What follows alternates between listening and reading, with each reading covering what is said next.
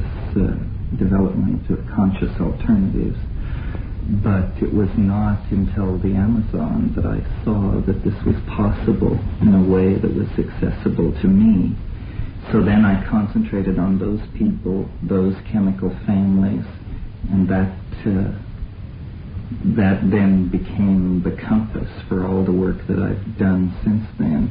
And I regard the degree more or less as a joke, because it was self-directed study.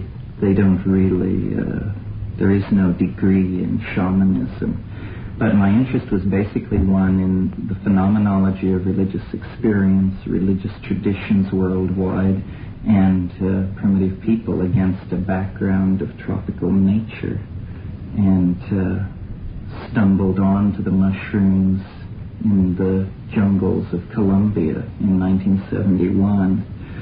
And was not even particularly interested in mushrooms at the time. We were looking for a less well understood drug that is still not discussed much in the literature, that exists in a very circumscribed area among 3 Indian tribes. And we went into the jungle to stay at a mission that served these Indians. And the priest at this mission had cleared pasture and brought in white cows. And there were many, many of these mushrooms. And as soon as we started experimenting with them, I realized that what I had been told about psilocybin, which was that it was analogous to LSD, but simply required a larger amount for the effect to be present, was a complete simplification of the issue. And actually then psilocybin became the focus of my interest, and by extrapolation, the other tryptamine-related hallucinogens. And a great dream of mine and of my brothers as well was that the mushroom must somehow be made accessible to people so that they may judge for themselves the difference. And we worked with this over a number of years, and in 1975, we succeeded in growing it by a method that had previously been used only in the laboratory on commercial grocery store mushrooms to study their genetics, but it turned out to be perfectly adapted for growing this mushroom. Within a matter of months, we had written Psilocybin, the Magic Mushroom Grower's Guide, and the information was moving out into society. But more important from our point of view was that the mushroom was again accessible to us, so that we had psilocybin in a form that was certified pure by Mother Nature. And that initiated the second phase of our work with these drugs, which has carried us up to the present day. And it's basically a project of taking the drugs, calling attention to the differences, the uniqueness of the state, and trying to attract other people's attention to it, because we have a very deep intuition of its importance for the cultural predicament for mankind generally. And this is how we come to where we are today, basically. You just mentioned that the mushroom is really important for our culture right now, and you perceive yourself as an advocate to bring into our culture a new element, like an easy way to reach altered states of consciousness. What can we learn from these experiences? Well, the first thing that we can learn is that they exist. In other words, that perhaps it's a truism in the 80s, but at one point it was thought that there were 2 states of consciousness, awake and asleep. Now there is a gamut of these states, but I still don't believe that the people who deal with consciousness realize how mutable consciousness really is. There is a prejudice against the use of drugs because there is an inherent dualism built into Western thought. where people value the experience if it is endogenously produced through ordeal or personality or dieting, but is undervalued if it comes from drugs. This has, in my opinion, held back the Western development of understanding consciousness, because quite simply, these states I do not believe are accessible by any means other than drugs. And this is heresy to a number of people, but the evidence that I lay in favor of that contention is the history of human art and literature and music and painting is surprisingly empty of the motifs which exist in the tryptamine-induced ecstasy. And always when I speak of hallucinogens, I'm speaking of this limited family of drugs, not LSD or ketamine or mescaline, but psilocybin and DMT and combinational drugs which utilize strategies for making that effect noticeable.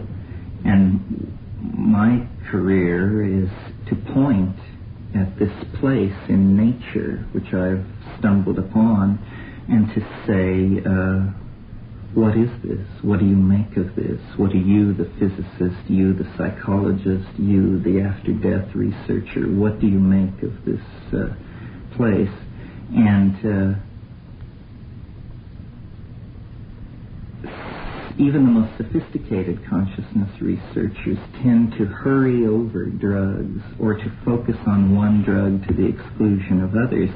And yet, psilocybin has not received this kind of attention and treatment. And why that is, I'm not sure. I think that the element of terror involved in doing it, the fact that it does not bathe your ego in a cloud of certitude or assurance that everything is going to be fine.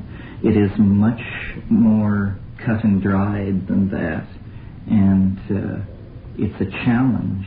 It is when you are out in the billows, as I call it, because it seems to come in waves like sets of billows. When you're out in the billows, you are against the power of mind, up against the power of mind to such a degree that you know that the entire enterprise hangs in the balance, that no matter how much you've been told about dosage and this kind of thing, that the mind actually holds the key to life and death, and that those parts of your control board which are normally masked from you are suddenly unmasked, and the buttons are there for you to manipulate to the degree that you understand them. And there is an element of risk. I never tell people that there isn't, but I think that the risk is worth it, because I think these bizarre dimensions of beauty and information are actually, it is an intimation of these things that gives human history its coherency. In other words, this is not a peripheral issue to the general phenomenon of human becoming in time. It is actually, because the evolution of the human species is the evolution of the human mind, these consciousness expanding agents actually anticipate an end state in the evolution of the human mind, and so they cast enormous reflections back over the historical landscape. It is they which generate religions and physics and messianic careers and outbreaks of great psychic accomplishment and disgrace. And until we understand this, until we understand that there is a teleological object at the end of human history, and that it can be known, we will continue to live the kind of limited intellectual existence that has characterized the last 500 years or so of Western development. Psilocybin, tryptamine, is, in my opinion, the means to eliminating the future by becoming cognizant of the architecture of eternity, which is modulating time and causing history, essentially.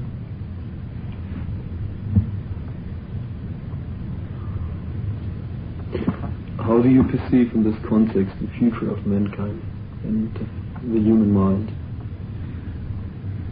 Well, I've said many times, the human history is a lunge across 15 or 20,000 years of time, from the primitive stone-chipping primate to that creature which will walk into a transdimensional vehicle and leave the solar system and human history and the concerns of the human monkey far behind. And this may take 1,000 generations of people, but as a biological fact, as an emergent process of planetary significance, that is only a microcosm, a microsecond of cosmic time. The immediate future of man lies in the imagination, and in seeking the dimension where the imagination can be expressed. The present cultural crisis on the surface of the planet is caused by the fact that this is not a fitting theater for the exercise of imagination. It wrecks the planet. The planet has its own ecosystemic dynamics, which are not the dynamics of imagination. In space, the physical space that surrounds the planet, the modalities of imagination will be the limiting cases of what man can be done. So I see man becoming an artist and an engineer. In other words, flowing into our ideas, perhaps more than we dare even now suspect. In other words, a possible end state of that kind of technical evolution would be the interiorization of the body, of the human body, the individual body, and the exteriorization of the soul.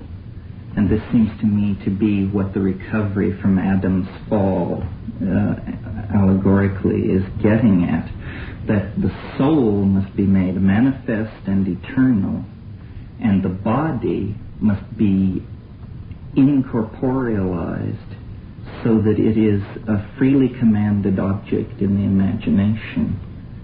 And what I mean by that is something like what William Butler Yeats is getting at in his poem Sailing to Byzantium, where he speaks of the artifice of eternity and talks about how beyond death he would hope to be an enameled golden bird singing sweet songs to the lords and ladies of Byzantium. In other words, it's the image of the human body become an indestructible cybernetic object, and yet within that indestructible cybernetic object there is a holographic transform of the body, and it is released into the dream.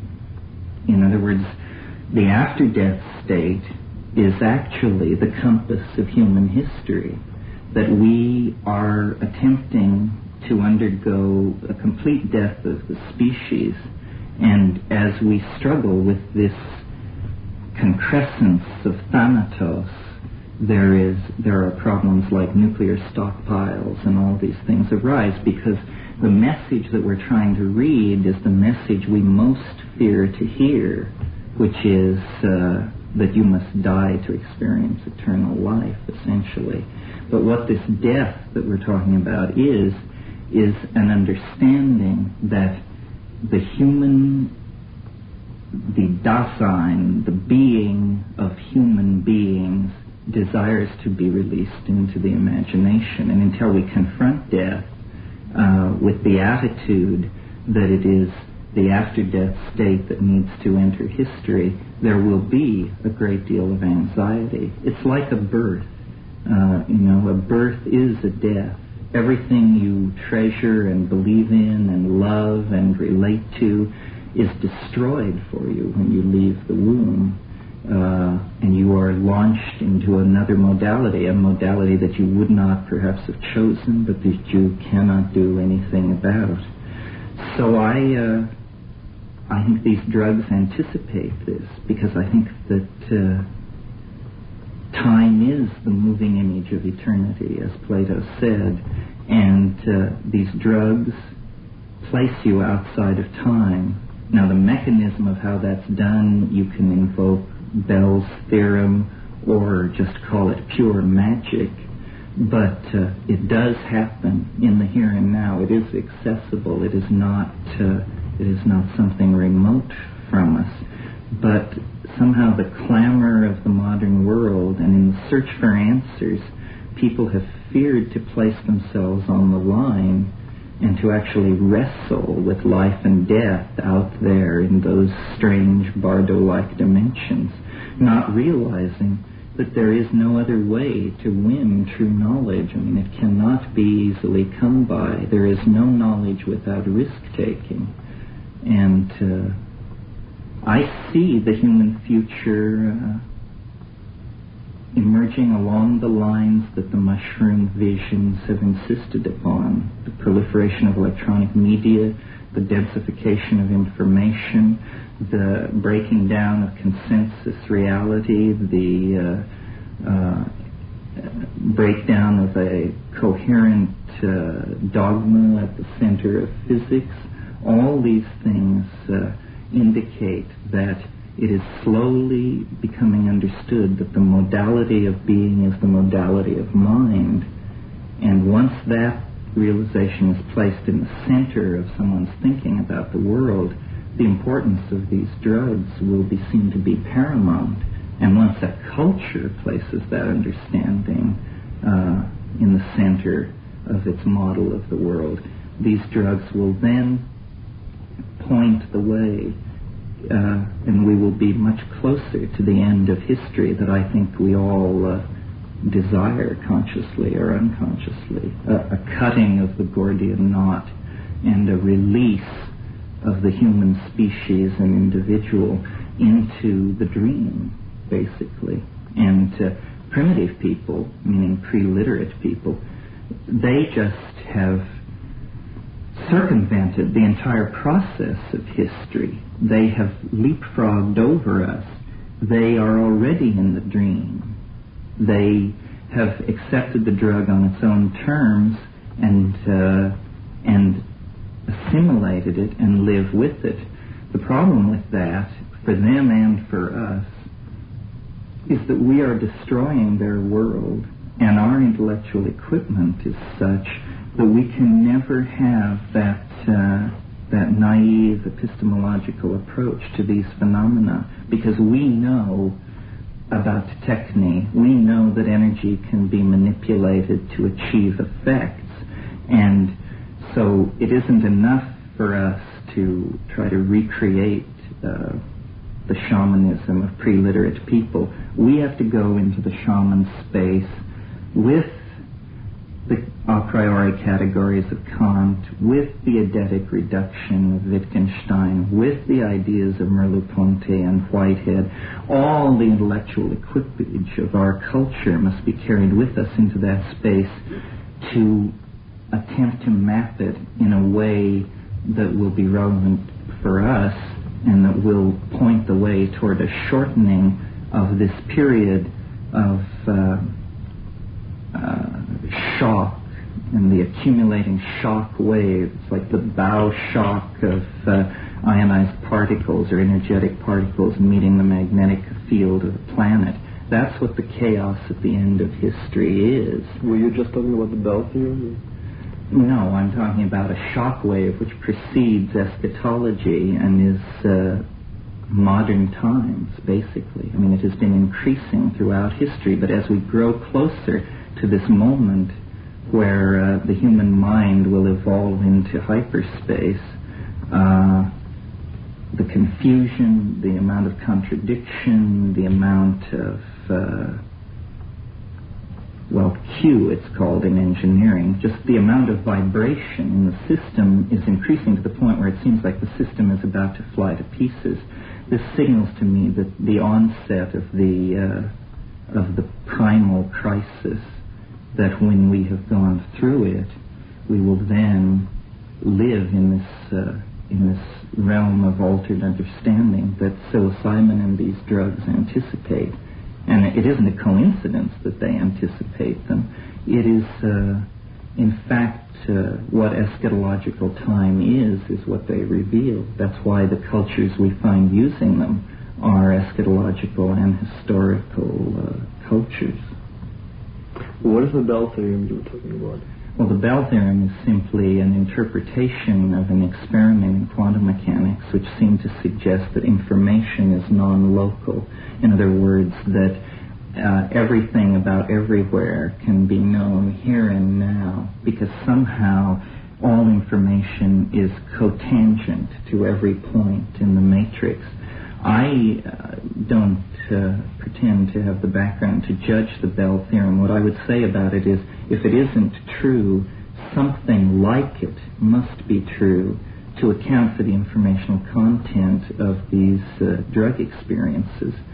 If you just take a simple behaviorist model, what is in your head, if behaviorists and reductionist evolutionists are correct, what is in your head should be very adapted to the here and now. It should be efficacious information that bears on your survival.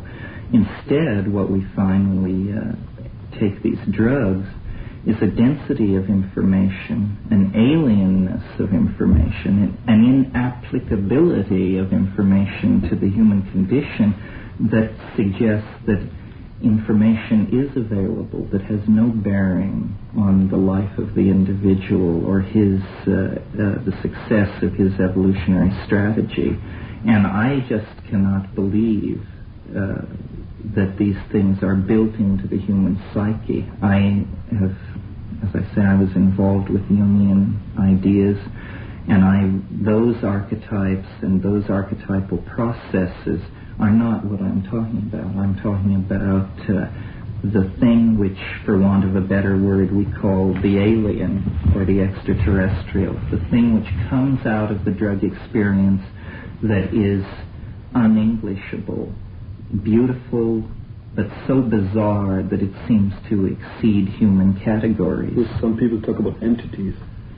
Yes, it can present itself as an entity. It can present itself in a number of different ways. It is the central mystery of our age. We are so alienated,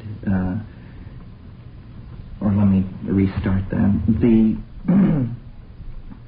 The relationship of intellectuals alive today who are familiar with the state of modern science and that sort of thing to a question like the existence of extraterrestrials is approximately in the same place or degree of closure as the relationship of 15th and 16th century intellectuals to the real properties of matter.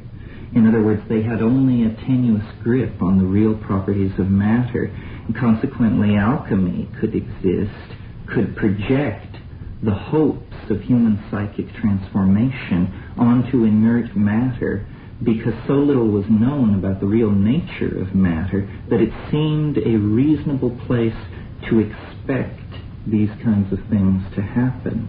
The present state of thought today is that it's highly likely that there are extraterrestrials somewhere out among the stars. The state of the development of our chemistry, astrophysics, linguistics, etc., makes it reasonable for us as moderns to expect that. So then consequently we go into our heads, and there seems to be the extraterrestrial. It may be a true extraterrestrial, but it is odd that it has hidden itself in the place where we expected to find it. And this causes me to assume that actually it's something far more profound than an extraterrestrial. It's something which, to gain our confidence, is disguised as an extraterrestrial, because its real nature is so much more devastating than that is the way in which it insinuates itself into our lives, so that we can dream of a hegemony of organized intelligence out in the galaxy that we will relate to and be assimilated into. What I think is going on is that actually the most intelligent life form on the planet is not man and his institutions. It is the overmind of the human species, which is a diffuse organism of technical artifacts like computers and information transfer and retrieval systems, and human beings. But human institutions are like myths woven by the individual human cells that make up society. The real controlling modality on the planet is never visible, and it is this group mind, and it controls the release of ideas into history by designating certain people as geniuses, and if there's a certain kind of imbalance, a certain kind of religion will arise to collapse that imbalance. If technical advancement is outstripping the evolution of ethics, a religion can step in to freeze these developments so that one can catch up with the other. And I think the whole consciousness movement and that has evolved over the past 20 years is an attempt to map, to verify, and to open a dialogue with this thing, which is the other. We call it the other, we call it the alien, but it is actually the overmind of the species, and it seeks this dialogue. It has been waiting all these millennia for us to essentially come to a point of intellectual maturity where we did not then require messiahs, religions, and these various crude interventions into the human experience which keep us from destroying ourselves. This is also what Jung called the collective unconscious. Right, but he painted it as a very passive kind of thing, more like a data bank or a place where all myths and all memories were.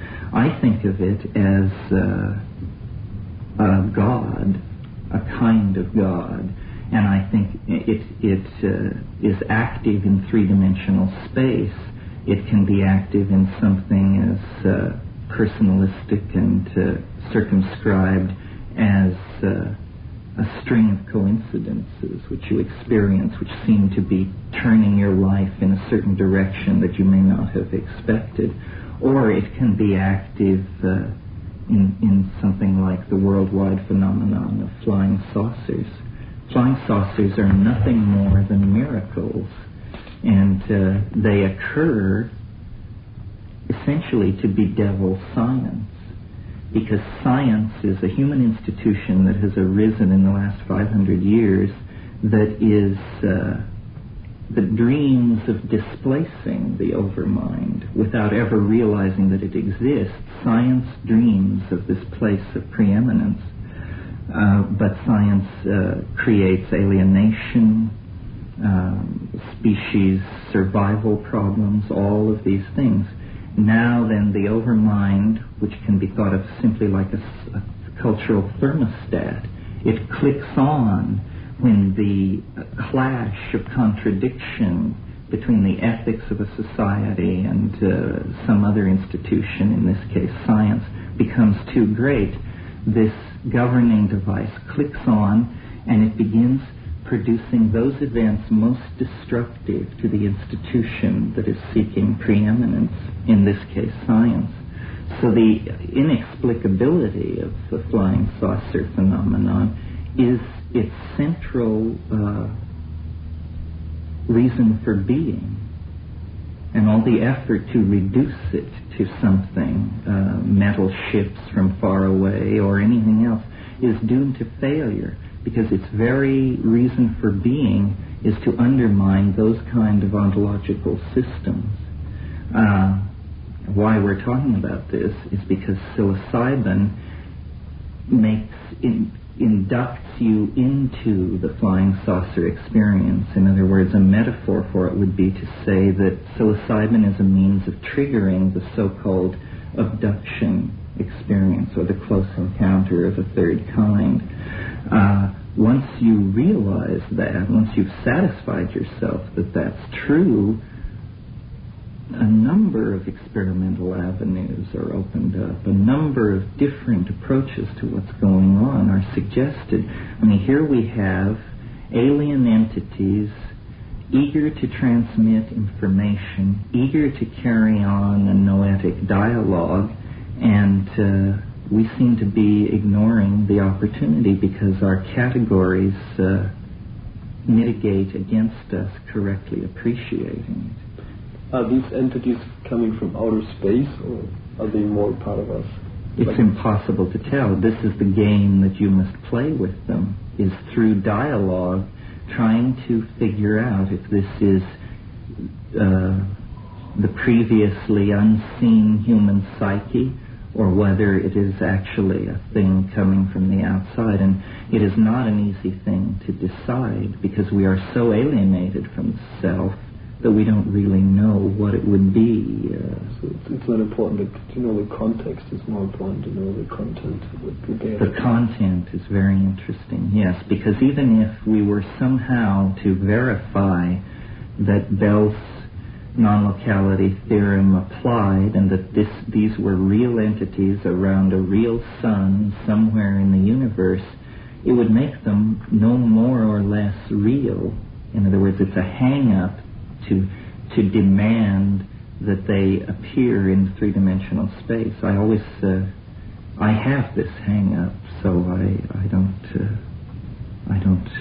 put it down. I always think of the Apostle Thomas, because you'll recall Thomas was not present when Christ returned when he rose from the grave. He appeared to the apostles in the upper room, and Thomas was not present. Then later he was there, and the apostle said, "Listen, the master was here, and it was wonderful." And he said, "You people have been smoking too many little brown cigarettes. That's preposterous."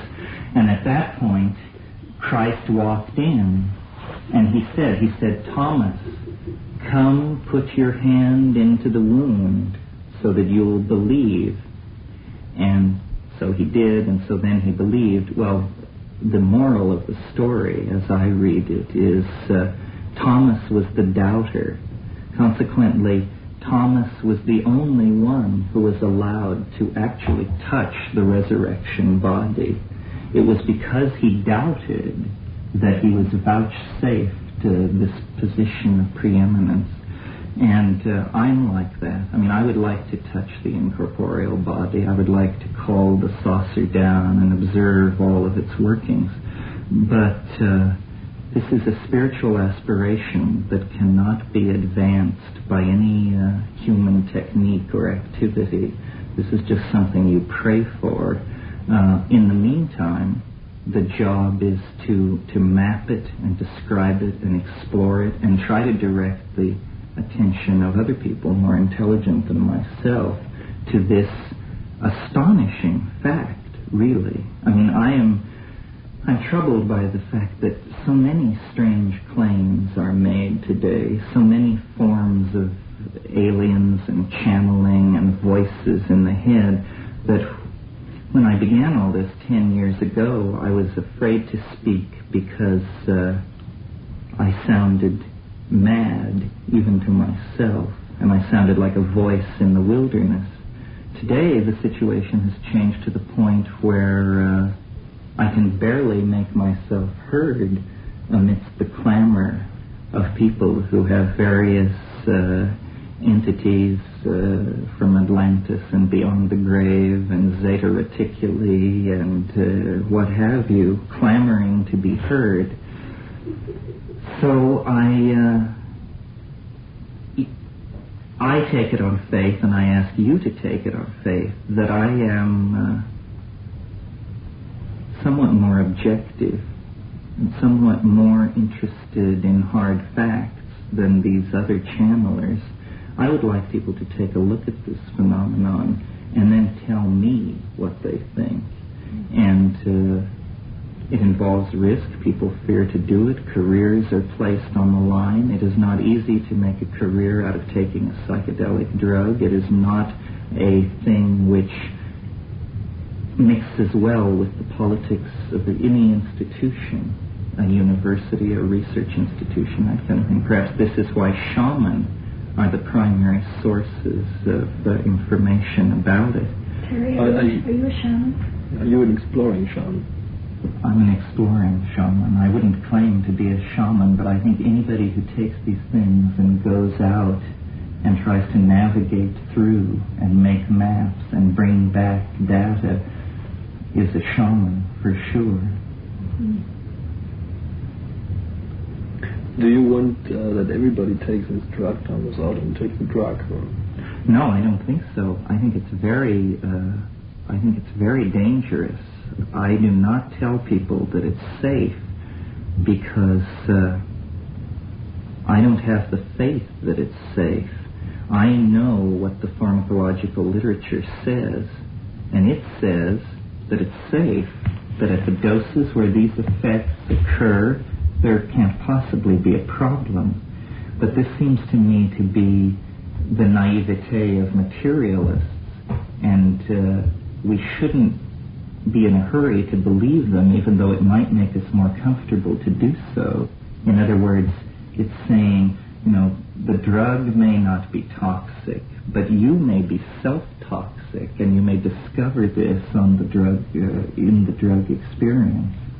So you have to hone yourself and be clean, and you never know if you're clean enough until it's too late, because each journey into that dimension is a total existential commitment, and the element of fear is always there.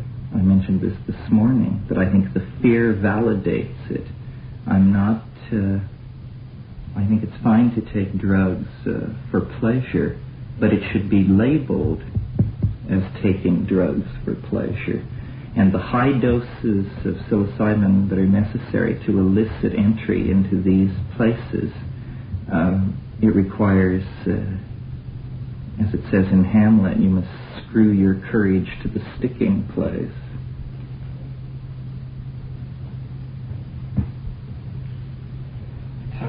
You mentioned earlier about mankind evolving towards a teleological goal. Would you comment on that? What is the goal? Well, I don't think there is a final goal and an end to history. But speaking relative to the history of the past 4,000 or 5,000 years, I think the goal is, as I said, to invert the relationship of body and soul, so that the body becomes an image in the imagination, and the soul becomes an exteriorized, solid-state piece of circuitry which maintains everything else in stasis. And I'm not sure if people even realize what I'm picture in my mind when I say this, but I think that the destiny of man and what man will make be his destiny, just because of how we are, is release into the imagination. And this is what all our after-death scenarios say, whether they are true or not, and they may be true. And this is what poetry aspires to, art aspires to. It's release into the imagination. We are creatures of the dream. And once this is articulated with sufficient clarity, and it's happening now, but I think the work we do with these drugs, we are the earliest pioneers in what over the next 100 years will lead to an understanding of consciousness almost as a thing apart from the monkey body and brain. we are consciousness. We may not always be monkeys. We fear the dehumanizing effect of so many computers and emotions, euphoric emotions not related to sex and all these things. We fear them. We say we are moving further and further from nature, deeper and deeper into our own psyche. But this is a dualism. Our psyche is nature, and we cannot move away from nature by exploring these places.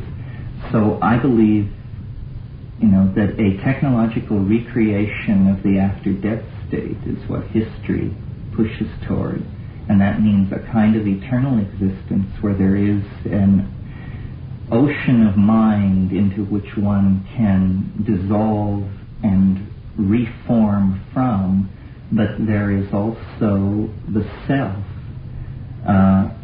related to the body image, but in the imagination, so that we each would become, in a sense, everyone.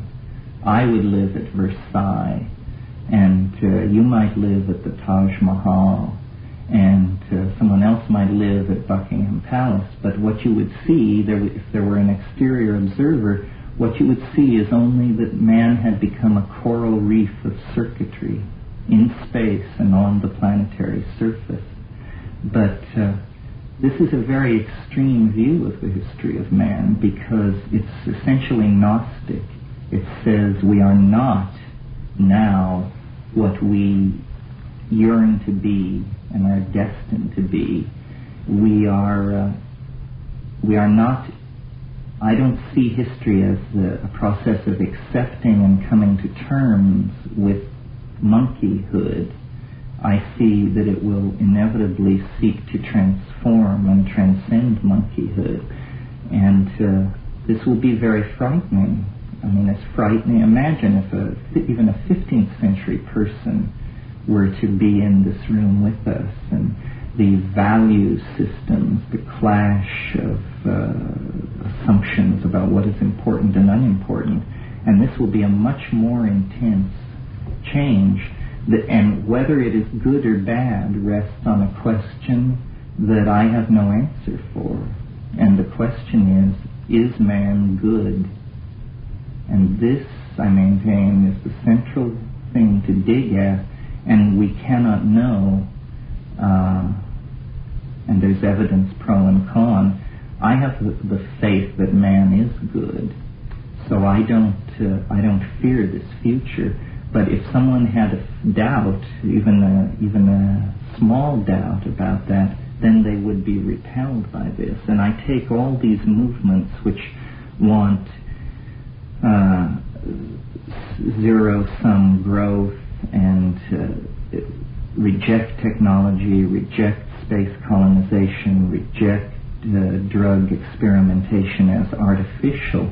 These people would be very alarmed by this kind of a point of view, but they do not seem to realize that the momentum toward this kind of thing is now so great in terms of human culture and that sort of thing, that there can be no turning back. We are either going to change into this cybernetic, hyperdimensional, hallucinogenic angel, or we are going to destroy ourselves. The opportunity for us to be happy hunters and gatherers integrated into the balance of nature, that fell away 15,000 years ago and cannot be recaptured. I think Gerard O'Neill made it in answer to this very objection. He said, the earth is the cradle of mankind. There is no question about that. But you do not remain in the cradle forever. And this is a birth crisis that we're going through. For the entirety of human history has been the story of the monkey becoming the flying saucer. And it is taking just that long in geological time. But we, for some strange reason, happen to be living through the final moments of that process right now. And it is a turbulent, chaotic, multidimensional metamorphosis that is, there's never been anything like it on this planet before. It's absolutely astonishing. Information which was locked for kilocosms of time into the DNA of plants and animals has, through the hand and articulate voice of man, been able to bootstrap itself out of the DNA and into these culturally validated, rapidly operating electromagnetic codes and languages. And this is allowing its development, its evolution, to proceed at a rate so fast that the transformation is taking place essentially in our lifetime. And psilocybin is central to this, because psilocybin casts a spotlight into the darkness into which we are moving and shows that this is what lies there. It is the human soul, essentially, the oversoul of mankind, calling history toward itself across the dimensions. And it's taking only a moment, but on the other hand, it's taking 20,000 years. And it is the great adventure of becoming, and we are very, very privileged to be in this final ticking out of the last seconds of the third act. Do you have any comments about the fact that DMT is located in the human brain? Well, I think that puts, in some senses, a strong piece of evidence for the argument that I've been making. Not only is DMT endogenous in the brain, but beta-carbolines of the sort that occur in ayahuasca are endogenous in the brain as well. These things, as I mentioned this morning, the shift of a single atom on the ring structure of one of these molecules can cause a compound to go from inert to highly active. Well, that means then that it's probably very reasonable to say that we are as close to shifting the level of endogenous hallucinogens in our head. We are probably only a one-gene mutation away from that happening.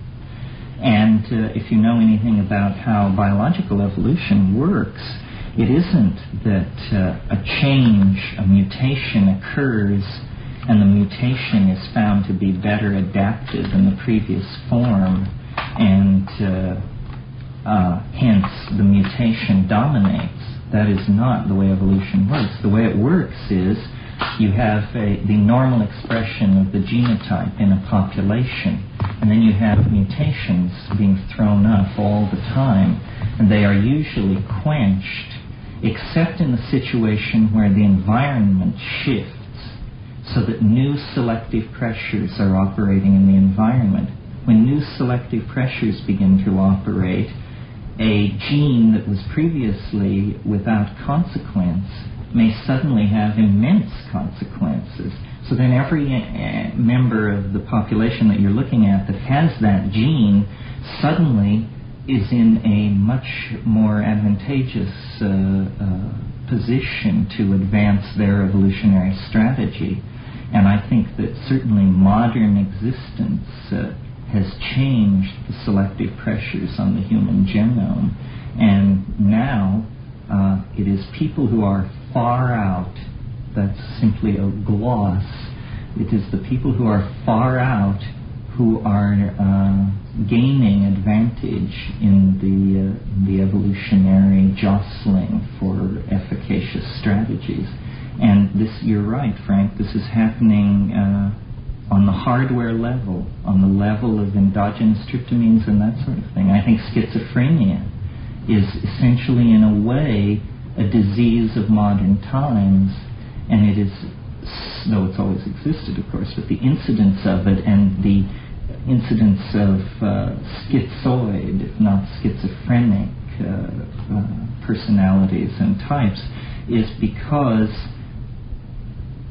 the modalities of evolutionary selection are shifting. It's as though if you think of a rainforest that has been above water 200 million years, all evolutionary niches have become occupied. Everything is at steady state. There's not going to be any dramatic radiation of a new species because everything has been worked out and the energy flows are so tight, nothing can gain a leg up on that situation. But if you clear 1,000 acres of forest and reduce it to rubble, essentially open land, then what are called invader species come in there, and they very quickly gain dominance, where in the jungle at steady state you never see those plants. You never see weedy, annual, heavily seeding plants in the jungle. The jungle strategy is for enormous plants which produce small numbers of seeds. And this is again an analogy to the modern situation, that modernity is a desert and we are jungle monkeys, and so new evolutionary selective pressures are coming to bear upon the human situation. New ideas are coming to the fore. Psilocybin is a selective filter for this. The wish to go to space is a selective filter for this. Just the wish to know your own mind is a selective filter for this. But this is part of the picture. This is what's happening. It's inevitable. It's a very good thing, I think, if you have faith that man is good. And I follow the Renaissance Platonists on that. I think man must be the measure of all things. What else could possibly serve with certainty? So that's all I would say about that. You stated earlier that psilocybin is coming from outer space, that there's a possibility that this mushroom is... There's a possibility of that. Fred Hoyle and an associate of his have come to my aid on this, saying that spore-bearing life forms, because spores have the capacity to survive in the conditions of outer space, that spore-bearing life forms may, over truly large scales of time, percolate out through the galaxy and serve as a basis for the evolution of life on various planets, or insert themselves into already existing planetary ecologies and insert themselves there. On these matters of specific fact, like is the mushroom an extraterrestrial and that sort of thing, I haven't the faintest idea.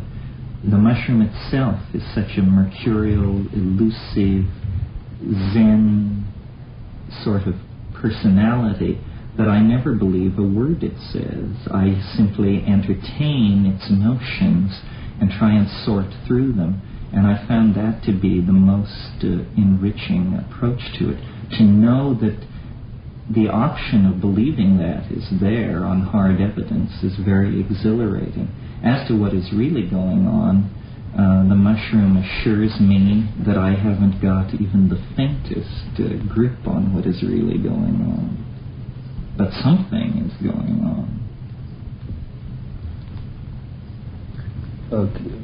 Can I ask another question?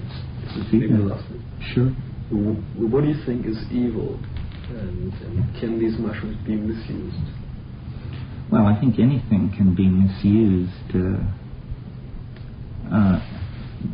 Most evil is trivial. And if I could speak off the top of my head, the only evil that associates itself with mushrooms is taking it but taking too little. In other words... Did you define evil? Evil is... there's a word I want. It isn't twiddle, but it's something like that. Evil is when you play at things, not in play in the Hindu cosmic sense, but where you fiddle with things, you muck with things because you don't want to get your feet wet. You want to be able to say you've done these things, but you never want to really place your validity on the line. And I am amazed at the number of people who claim familiarity with psychedelic drugs, who, when you actually question them closely, it's very clear that they had a sub-threshold dose. Even if they've taken it 50 or 100 times, they have managed through low doses and strong defenses to always keep the demon at bay. That's it. Demon with a D-A-I, to keep the demon at bay, and they don't know what they're talking about. You must take a sufficiently large dose so that you enter into these places. Not to knock him personally, because he's a very nice man, but as an example, Roland Fisher, whose work you may know, I talked to him, and he has given psilocybin, he says, to about 15,000 people at NIMH, and now he's retired to Mallorca. But oh, you do? Yeah. And I said to him, Roland, what do you make of it? I mean, what do you make of it? And he said, well, make of what? And I said, well, what do you make just specifically of the hallucinations? You say you gave it to all these people, you took it 6 times. What happened when you closed your eyes and looked at the hallucinations? He said, I never closed my eyes. I was highly agitated throughout. And I just realized these things which seem to me as natural as breathing just slide right past people. I mean, of course you do not eat for a few hours before you do it. Of course you lie down in darkness and compose your mind and look at the darkness behind your eyelids. And of course you invoke it through the wish to have it come to you. These are things as simple as they can be, yet here was a man with a lifelong professional involvement in it, published dozens of papers, has made contributions in the mapping of consciousness, but he could never just stop fidgeting long enough to see it. So my idea of that as evil is anything which trivializes a mystery would be evil. And since this is a mystery, any dismissing of it or constantly taking it at low doses for hedonic purposes, I mean, there's nothing wrong with that, but that's not the whole story, and nobody should think that gives you a pedestal from which to speak about it. You really have to do these heroic amounts and integrate them. This is something I haven't even talked about in this interview, but these things are very state-bounded, a term which Roland Fisher, in fact, coined. That simply means that they're very hard to retain and remember what exactly happened at the peak of the flash, and you come down and you say, well, it was very strange, there was information, there were entities, but I just can't get back to it. The way to overcome that is to be as psychedelic in your down life as possible. And by psychedelic, I mean ideas, cognitive activities. You should dance, you should read, you should think, you should paint, you should sculpt, you should converse, you should constantly involve yourself in cognitive activities, because taking these drugs is one of the major cognitive activities. And then, if you have a grip on human history, where the human enterprise has been, where it's going, if you have been many places, it's easier to map. I'm reminded of, there's an alchemical aphorism, I think it's attributed to Athanasius Kirchner, where he says, the oldest books, the farthest countries, the deepest forests, the highest mountains. This is where you must seek the stone.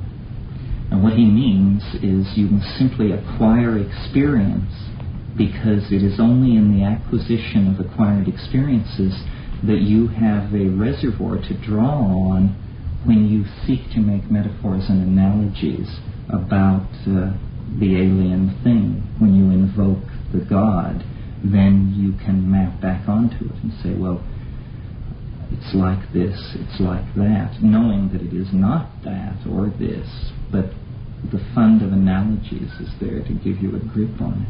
So there's an obligation to experience deeply and richly and thoroughly and intellectually, I might add. And then you can map back onto it. But it's a dialogue between you and it, where you are discovering new things about yourself and it, and trying to resolve the question, are we the same thing? And I haven't resolved the question. My suspicions flow one way and then another way. But I think it is without a doubt a living mystery existing in the presence, available to anyone sincere enough to seek it. And for me, that was a life-transforming discovery and revelation, because I didn't believe there were any mysteries. I believe there may have been once, but to discover one right in our midst, and it cannot be reduced, it cannot be pulled apart into its constituent functions. It is truly a unitary mystery, and it's accessible in our lives right now, without kneeling at anybody's feet, without following any regimen of denial or the assimilation of any belief system. And this is very big news, I think. The mystery has always been there, I'm sure, but our society is so bizarre and has led us so far astray that we have to rediscover it. And this process is happening. This is what the 20th century is all about. And we are still tiptoeing at the edge of it, even though great men, great women, great mappers of consciousness have come and gone. We are still at the very infancy of this thing. And it calls out to us. It beckons. It says, do more, see more, know more, and be more a part of it. Well, during your talk, I thought about one experience that Rita and I had in India when we were at Elephanto Caves. We were looking at the lingam, and when you would look out of the caves, you could see across the bay, you could see an atomic plant. And these two things just looked really identical. Well, the mushroom, could any symbol be more appropriate of the ambiguity of human transformation? What mushroom is it that grows at the end of history? Is it Stropharia cubensis, or is it the creation of Edward Teller? This is an unresolved problem.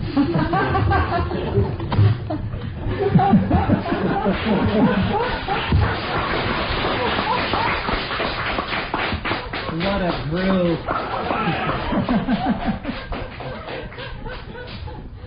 Is that good? Oh, that's perfect. Good. Thank you.